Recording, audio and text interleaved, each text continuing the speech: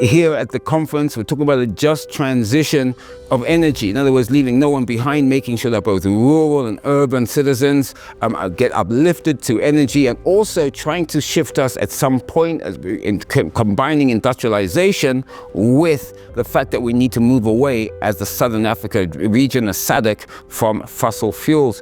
I'm now joined by Mr. Rhino Mchenga. He's Deputy Director, Economic Affairs in the Malawian Ministry of Finance and Economic Affairs.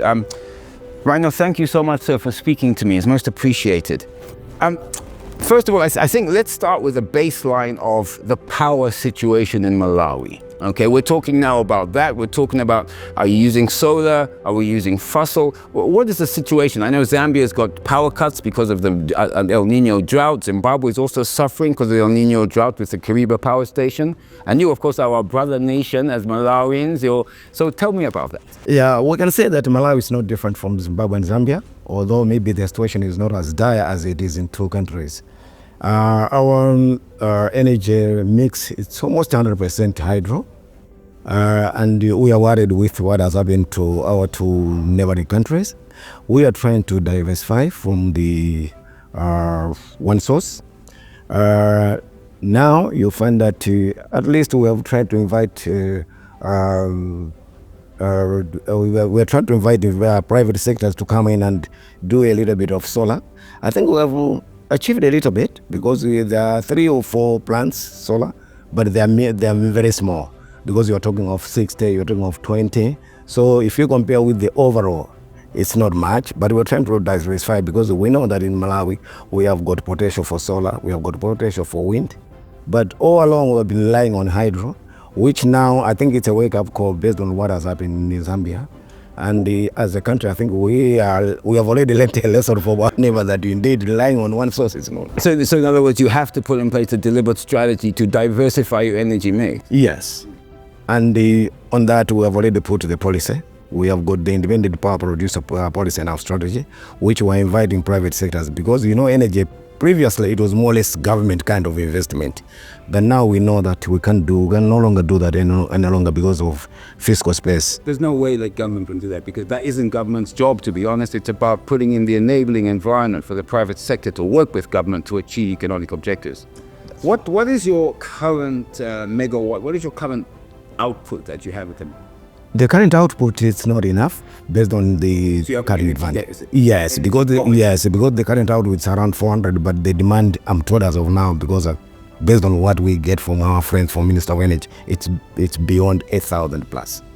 So you can see there's about maybe 600, 700 deficit. Okay, wow, so 1,000 plus, okay. And of course, and that's just now. Forget about when you economically grow in 1, 2, 3, 5 years, it'll probably double, triple, depending on the state of your economy. So bearing that in mind, what are the deliberate strategies that Malawi is doing? I know you talked about bringing in private sector IPPs, but the government, does it have a deliberate strategy? Does it have an energy policy going forward and a deliberate strategy on what you're looking for going forward? Yeah, it has. One is the IPP, because as I said that before, we didn't have that. Secondly, we are trying to promote the private public sector, like a joint kind of venture. Yes, especially when you want to develop a big kind of hydro. It's not in hydro only, but we are trying to lure as many as possible so that, as we have already alluded to, that it's not in the interest of government that they should invest. I think it's the private sector which is investing. And we have made it clear that, and we have developed some policies which are now more or less friendly to investors in the energy sector. Energy sector now is regarded as a strategic sector, and most of the taxes have been removed. If you are bringing anything to do with solar, it's tax-free. If you are bringing anything to do, even the electric vehicles, everything is free. Because no taxes. Yeah, we are trying to make sure that we make it a little bit competitive because people are worried about the taxes. And the price, of course, because that's one of the issues, that the price of some of these solutions are unaffordable to citizens who can't afford $500, $600, $700. That's true. That's how we're trying to remove as much as possible. The taxes should be minimal so that the prices also can go down. Now, what is your view about the integration of regional policies that looks at energy, particularly SADC? I mean, do you think that the region is collaborating enough on a governmental basis to have coordinated, cohesive policies rather than individual countries charting their own separate courses? We are not yet there, but we are trying.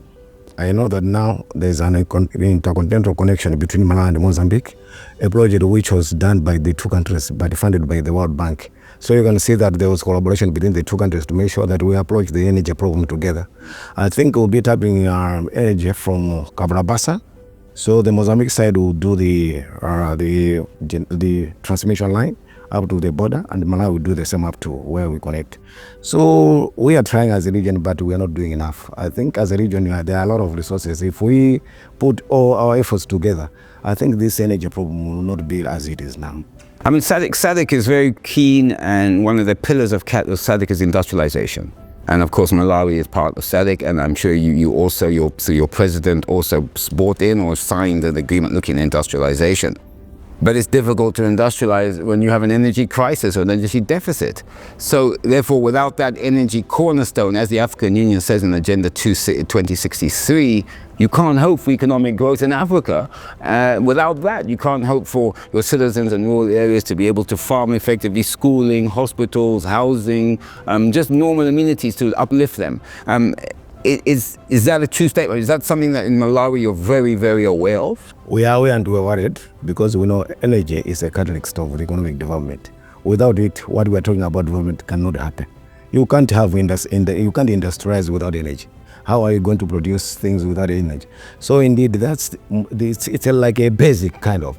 You need to have it for you to achieve whatever you want to achieve. So indeed, as SADC, we need to make sure that energy is made available so that now we can fulfill all the plans which we are putting on the table.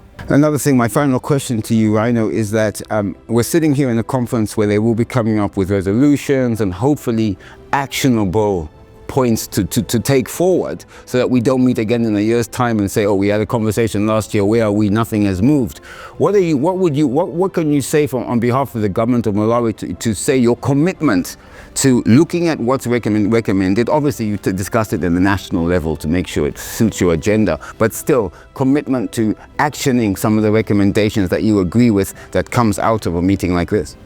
Malawi is very committed, and it's in the interest of the country that it would have been better if we go beyond what we are doing by maybe giving each other an action point to say, Malawi, you are better at this, can you do it? Angola, you are good at this, can you do it? So that when you go home, everybody knows that this is my area which I need to pursue. Generalization, sometimes you can say, oh, Mozambique will do it. But if I'm given a task, I'll be responsible. Yeah.